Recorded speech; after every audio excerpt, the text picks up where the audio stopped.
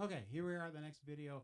I realized that it was probably a little bit confusing having this be wrong. I changed it so now we are in the key of F, so everything will display a little bit nicer there. Anyway, I didn't show this little part. I mean, I played it for you and showed you, but I just wanted you to see what this is supposed to look like when you're filling in these charts for yourself. The circle goes there on the F, the circle goes here on these, and then we're ready to go to the next page to add the 7 where it's supposed to fit. So I just wanted to draw attention to that. So if you're following at home and you just wanted to draw this correctly, that's what your page should look like. And I did this in blue on purpose because a lot of people will use blue pen. To be honest, I'd recommend using pencil at first, just until you know for sure things are right. Not necessarily that you're going to be doing things wrong, but sometimes we're going to flip things around and put things in a different octave, like go higher with it, because it might sound better or be easier for you it to reach. So I really do recommend using pencil for these, so that if you need to make minor changes and flip things around from top to bottom, it's easy to do that. Once you're familiar and happy with it, think, hey, these fit nice together and I don't have to move my wrists, big jumps, then you've probably got a really good arrangement, and then you might want to finalize those by putting them in blue ink. Okay, so now as promised, this video will talk about what we're going to do to interpret the numbers that go there. Now this page, I hesitate to put this video and have all the stuff on one page, but I thought it would be best for these reasons. I could have made you an encyclopedia book that had like a picture of every single possible chord that would fit with F. But the problem is there's so many. I couldn't fit them all on one page. It would be page after page after page that you would have to cycle through. And I thought, wait, why don't I just put it on one, show you how the numbering system works, and then you only have to look at the ones that affect your arrangement of the chord you're playing. So in this example, we're just worrying about the number 7. Everything else here, we can ignore it for now because we're not dealing with it, okay? So don't let this page intimidate you. And there will be videos that support every kind of video, there'll be videos that support every kind of chord on here, every numbering that there is. So, and I mean, some of these are really funky, like the sharp 11, the flat 13, the flat 9. That's some really neat jazz chords that are for advanced users. You're probably, if you're just doing basic rock and country stuff, you might not run into those very often. So it won't even matter. You just need to worry about 7s and 6s and 9s, really. And then some of these suspended things here too, that suspended second, whatever.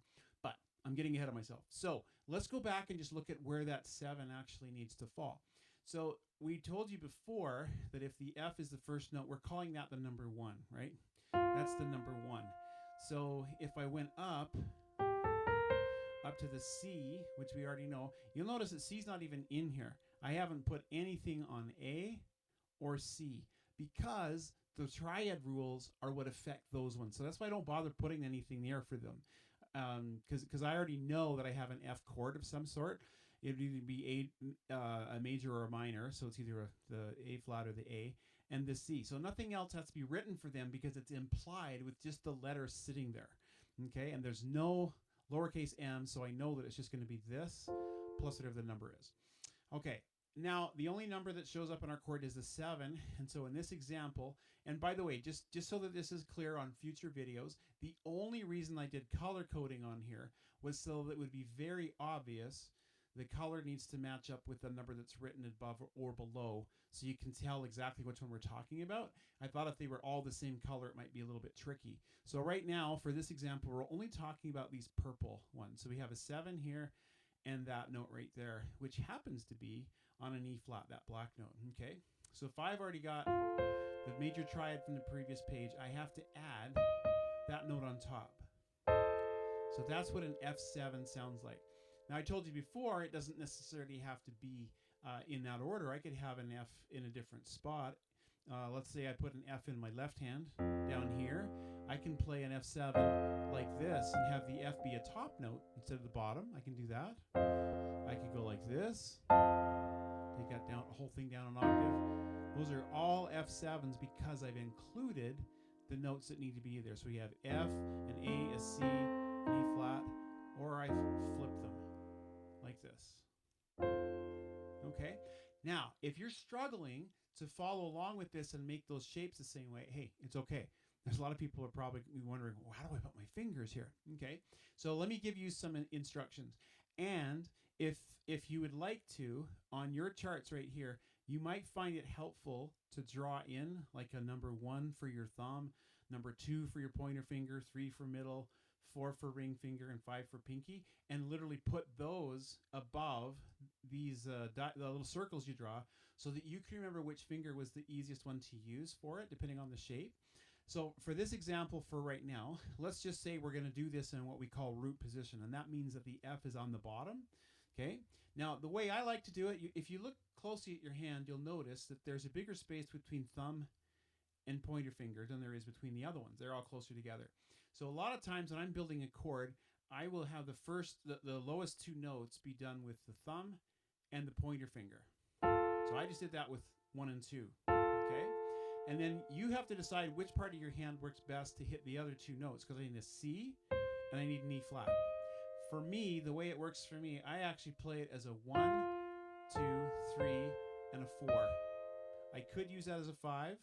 Depends on your fingers and what's comfortable, but I'm using fingers 1, 2, 3, and 4. That's how I play the F7 that way. The pinky's just kind of off to the side, not doing anything. I hope that makes sense. So thumb, pointer, middle, ring finger.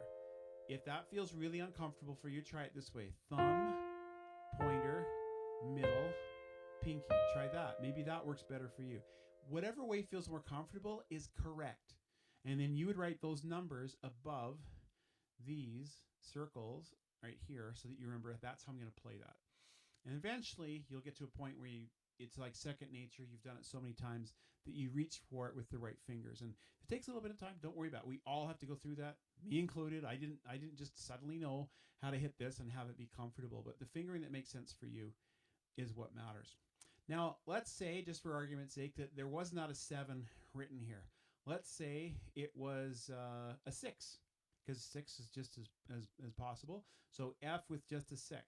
Well, if you look on the chart, the only 6 we have is this one here, and it's a D. Okay, so that'd be a little bit more crowded because we're going to have a C and a D side by side. So that would be an F major 6. Okay, now what I need to tell you though is I don't mind the way this is drawing it up here in this box, but honestly, if there's already an F by itself and there's no lowercase m to throw us off, we should be able to write this just as F6 and not even bother having this stuff here. Because when you're dealing with, sometimes chords change frequently in a song, and there's lots of words, but the chords change. If I take all the space to write F, M, A, J, 6, it's going to take up too much space horizontally on my lyric sheet, and that gets messy. So for me, I wouldn't even bother in your own chord chart. I would just leave it as an F here and draw number 6. That's good enough. You should be able to figure that out. Okay, because there's other rules that apply to the other one. I think I'll tell that one right now. And then I'll have another video that describes some of the other ones later, because we're already at the 8-minute mark. I don't want to make this one too long. But let's deal with the M7 as the last one we're going to show for this one. And major 7 sounds really cool. So that would be if we had written F, uppercase M, and 7. So the note we need to add is the red one right here. And if you're new to this, that's an E natural. And so now I'm going to have the original triad I taught you in the previous video, and then we add this E on top. Listen to how lush that sounds. It's so pretty. So, major 7 sounds so neat. Now this could be written differently as well, or notated differently. We could put things in a slightly different order. I could go like this. That gives me a neat feel because I have the F and the E. They're notes that are side by side in the piano. Alone, that doesn't sound that great, but when I add the other ones, that doesn't sound quite so stark.